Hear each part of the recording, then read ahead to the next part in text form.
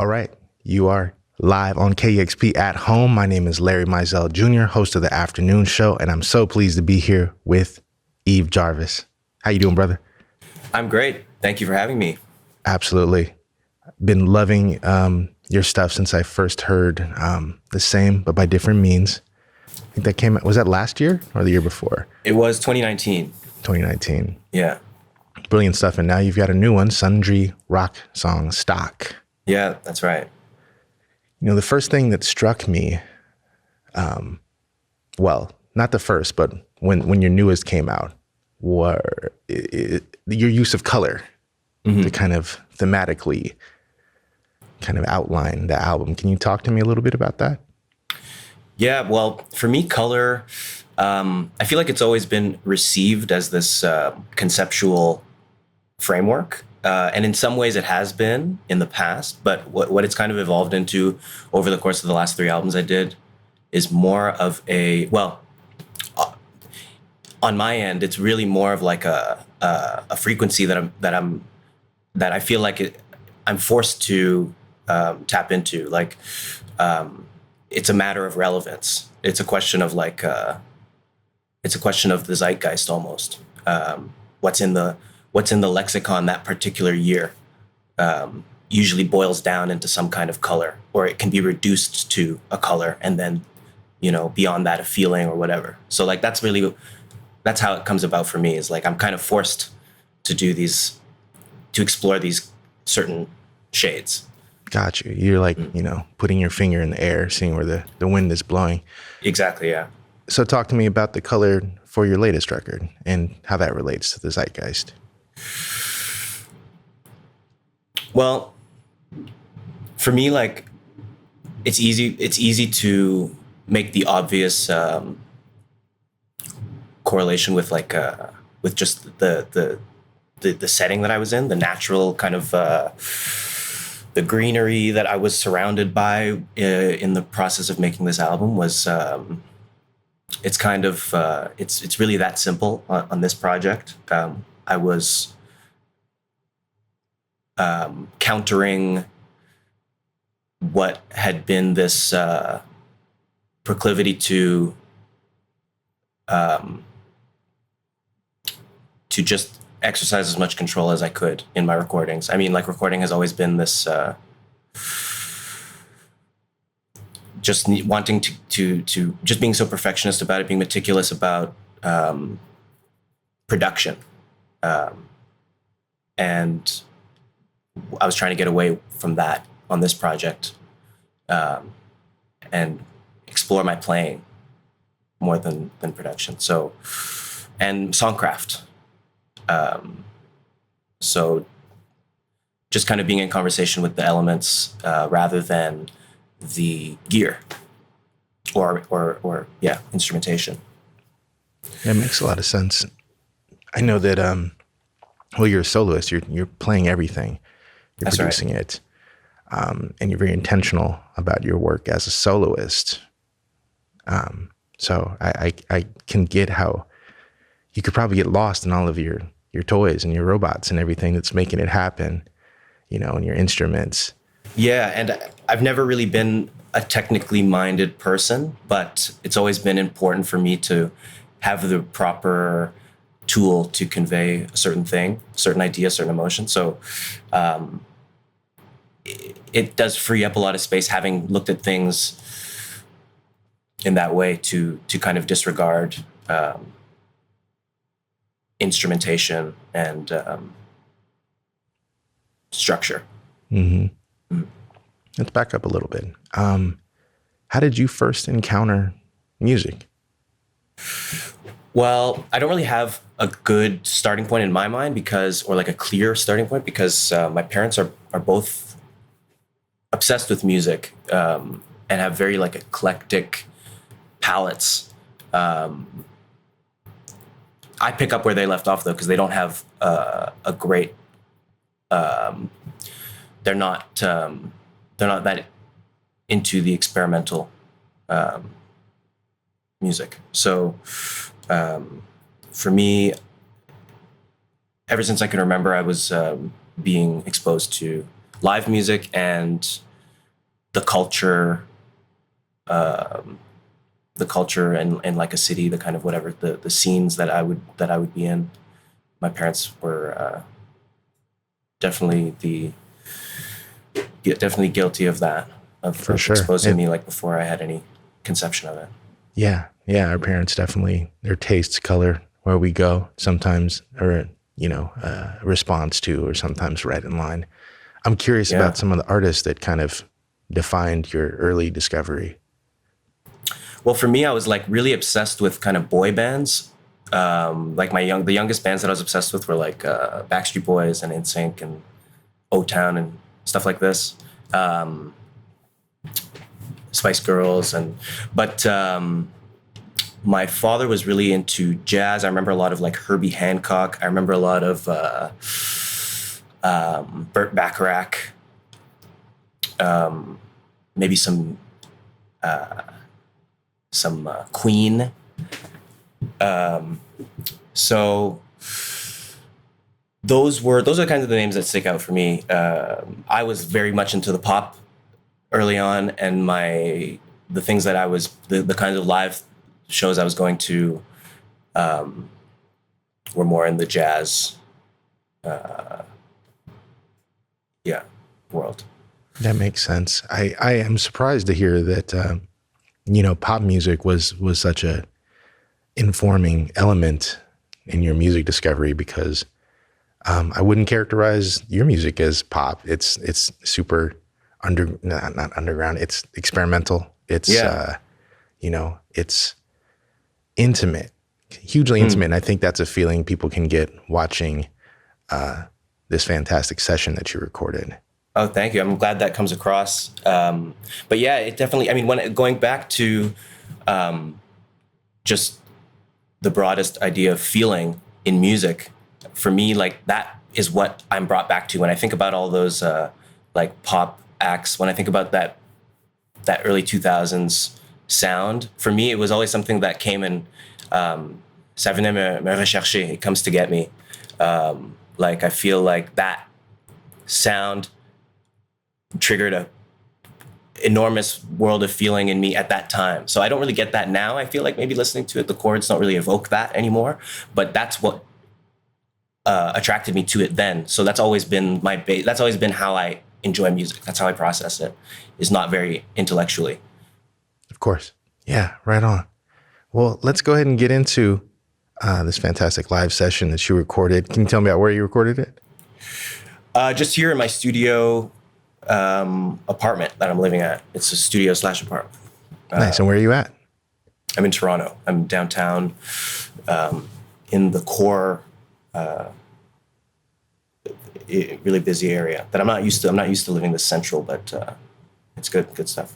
Right on. I'm a big fan of that city. Let's go ahead and get into your live session from Yves Jarvis right here on live on KEXP at home.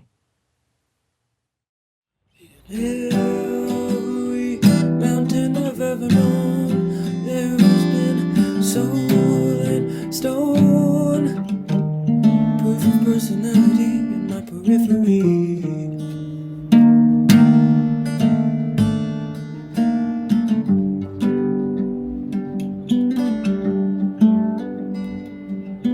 In every mountain I've ever known, there has been soul and soul.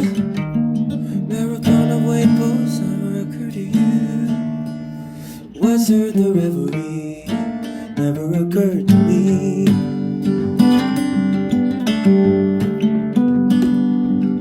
In every mountain I've ever known, there has been stone and soul. When in front of the thick of it all, in front of the thick of it all.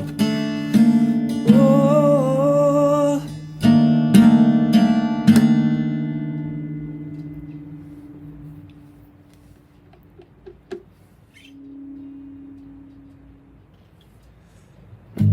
To rain and shame me, please spare me your sanctimony. Semula, Semula seems like like you're mocking me.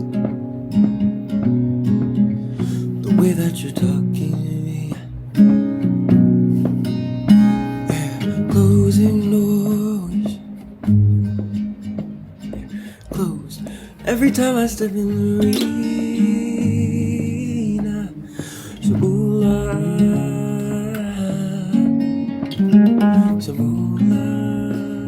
can't trust a man when he's thriving, and one sick motive keeps him driving, using fighting words, though it's manifold. You know who gets hurt in this war? Your deal. Semula, Semula. Your loved ones will be proud of you and say that their judgment reflects highly on you.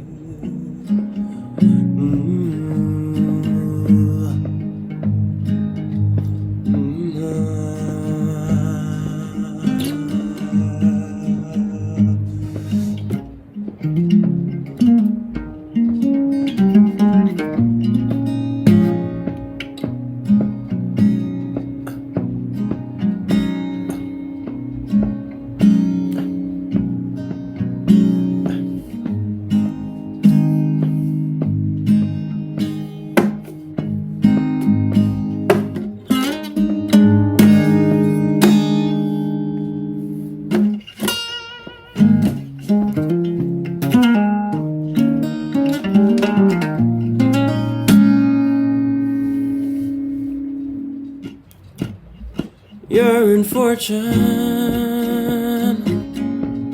cannot be contained and be deprived. A fight of day, return to form. There's no way, and you knew there was the cost.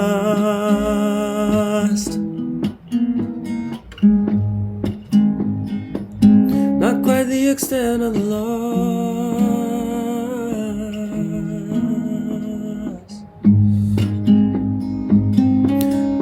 Your unfortune makes you depraved. You can't empathize or reciprocate.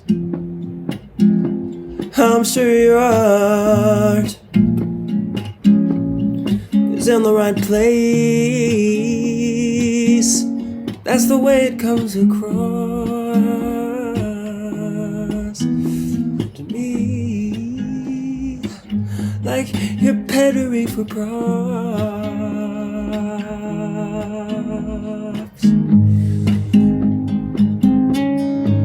Now forking all to inertia. Now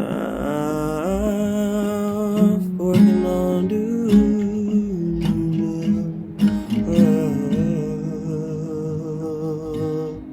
now we're forking all doing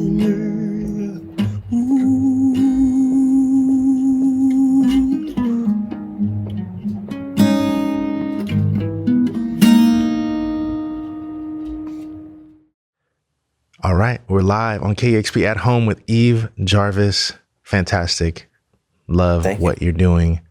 I was struck when I first heard you. It took me to an artist and an album. I don't know if they impacted you at all, but it was hugely helpful to me, like going through a bad breakup many, many years ago. Reminded me of the Headphone Masterpiece by Cody Chestnut. Yeah. And just, that was a project. He, after coming out of bands, he was like, I got to do my own thing. It's going to be super DIY. And I just loved the intention that came out during that record. It's beautiful. Yeah. I'm actually only familiar with that record because I heard something of mine likened to it, actually.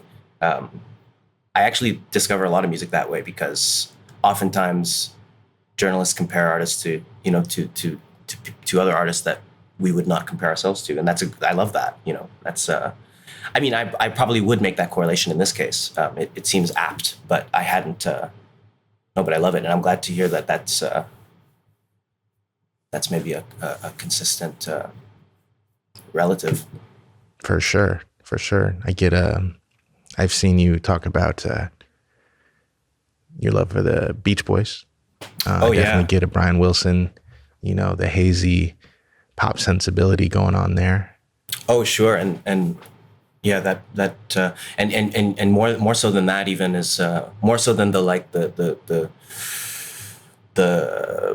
world that's being built there is, well, within that, this spiritual, metaphysical aspect of things that Brian Wilson brought to the studio, I think is important in production. I think it's something that's maybe not overlooked. It's very romanticized in conversations about production, but I don't know how integrated it is to the process of studio work, this spiritual element. Absolutely. Listening to your music gives me a strong reminiscence of like a psychedelic experience. Yeah. Is that something that's colored your process? Definitely. Yeah. It's definitely my records work as like excavations of self, like for me in the process of making them. So I'm not at all surprised to hear when people say how hand in hand it goes with a psychedelic experience. That's something that's welcomed. Right on. So you're staying in Toronto. Are you originally from Montreal? Yeah, basically, I say Quebec because I was born in Gatineau, which is just 20 minutes from the Ontario border.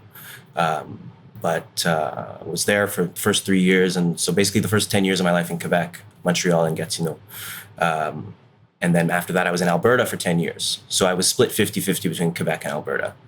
Now having gone back to Montreal after high school, I'm in Toronto, just kind of just happenstance. I didn't really choose to be here, but I'm happy to be here for now. Right on. Yeah. So it's February. It's Black History Month. I try to be careful of not viewing everything through a Black American lens. But Sure. I'm curious what your experience has been as a Black music creator, making the music that you do in the country that you're from, how that's colored your experience and your path. Well, I feel like in Canada, in so-called underground, maybe indie experimental circles, I feel like culturally, I feel like maybe people of color haven't been easily integrated into these local scenes in Canada, these scenes. And I think that's different now. 10 years ago, I definitely felt like I was the only Black person, at least. There's definitely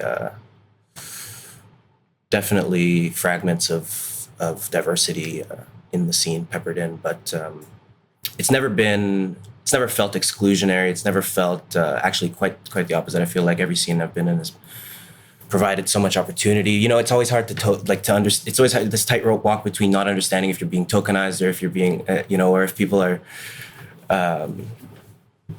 So that's, if you're being welcomed to the table, or if you're just the table salt, the pepper, as you put it. Yeah, that's funny. That's it. So and for me, I've always felt kind of unable to gauge that. I feel like it's different now because the indie music scene looks different now than it did 10 years ago, in my eyes. And even just, I guess, music and pop culture on kind of wholesale looks different now than it did 10 years ago. But yeah, I don't know what else to say about that. I mean, I want to. I hope that all that does is encourage people to, because you hear people saying, "Oh, communities want representation so that they can feel like they have, so that they don't have to feel an anxiety or like a exclusion of or like a not welcome of kind of joining these scenes." And that's all I want. I hope that people feel comfortable to to create in whatever context they feel, even if it's not represented. Yeah. Right on. I think that's so important, being able to see yourself in these contexts and in these spaces. And I'm sure there's young people who've encountered your music that's added to their ease of feeling that they could belong in that particular idiom of music. Yeah, However, I hope so. And I hope even just beyond that, I hope that people hear conversations that they haven't heard. I hope that people feel represented in their ideas and in their views of the world too. So, so that they can, I guess, feel more welcome to be creative. Yeah. right on. I appreciate it. Coming from a true creative like yourself, thank you so much for sharing that. I didn't want to tokenize you on that level, but I wanted to engage with you on that since we could talk about that. Of course, I understand. It's very relevant. For sure. Well, let's get into the rest of your session that you recorded for KEXP. Great.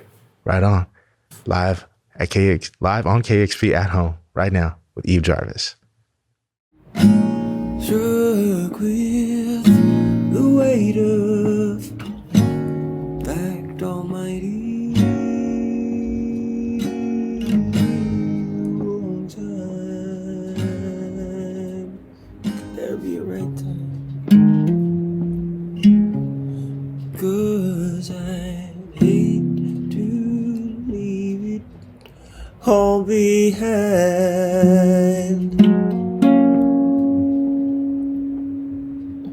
As the memories still fond in my mind, the memory says look away, triggered by scent, thereby taste. Every precious cause I sweet, I'm gonna cherish you, make your heart sing the songs of the rose, absolute.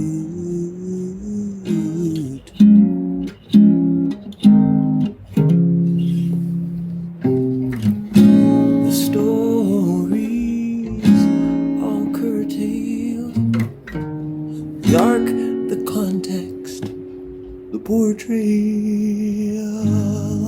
undermined.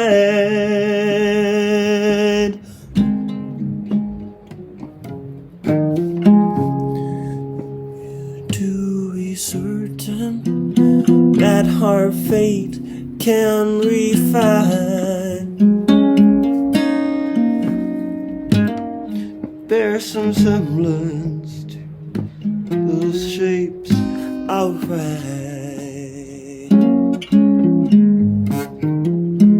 The shapes are in prose, distinctly oblique, demanding regard from reed to reed. Every reckless view decreed, I depend on you and you on me. From insular growth, though one moon blue.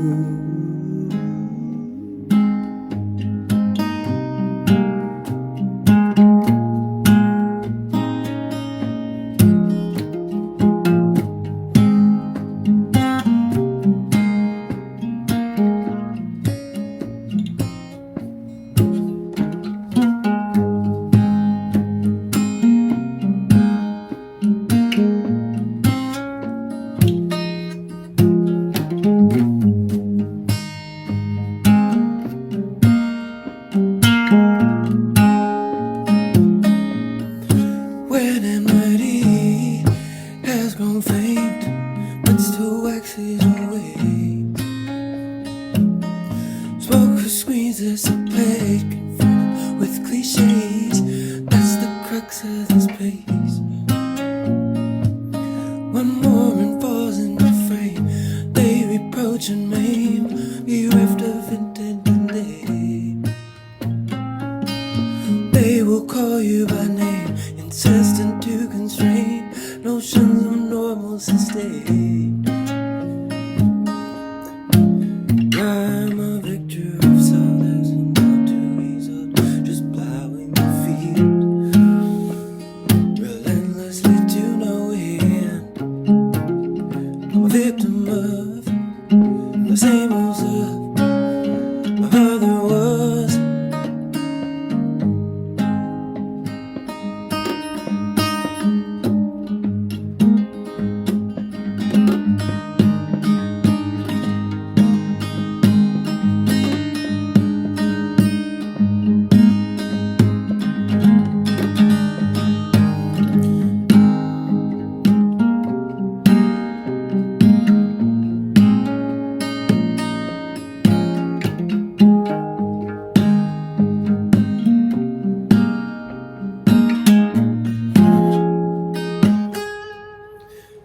time extends in pursuit of power on either side.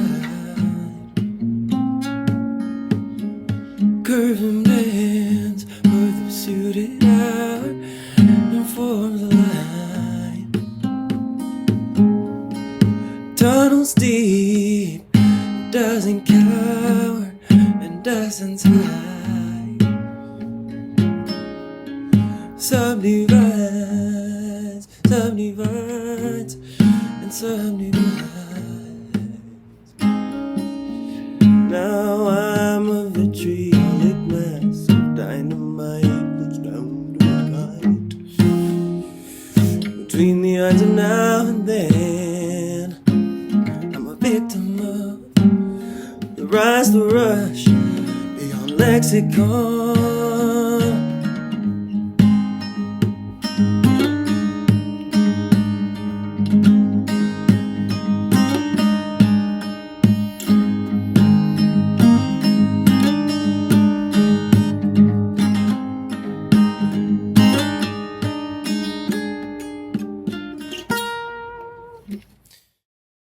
And we are live on KEXP at home right here with Yves Jarvis.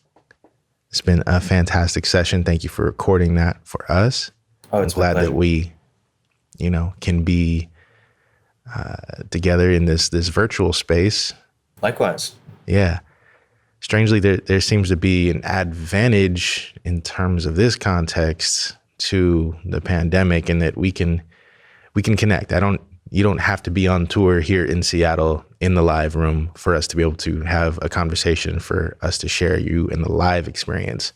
I wish I was, though, frankly. I mean, hey, listen, we're absolutely going to get you here when that time comes around. I look forward to it. yeah, I love KEXP. I love everything that you've been doing for years now. Right on. Yeah. Right on. How has the pandemic affected you, as a solo recording artist? Has that affected how you move? Obviously, it affects your playing out, and that's gotta hurt. Yeah, I mean, I've always spoken openly about how I'm not I don't have a strong proclivity to performance.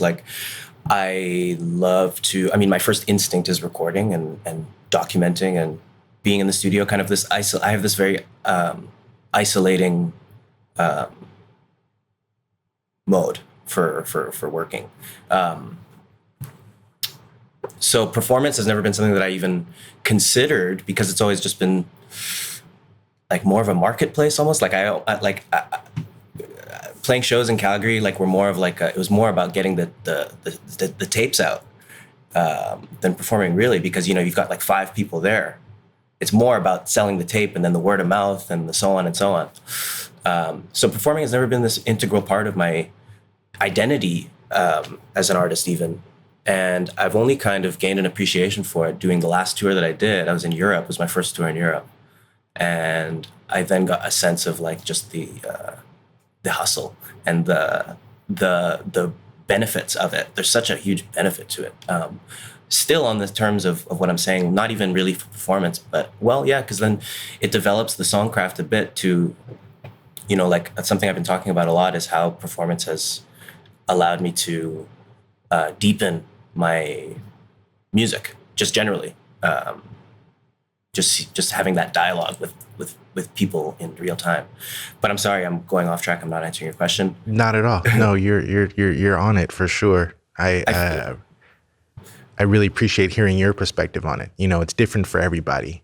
Yeah. We just assume that everybody's got the same path because of this setting we're in right now. And a lot of people do share the same story, but not everybody's creation and sharing is the same. Yeah. Really appreciate hearing yours.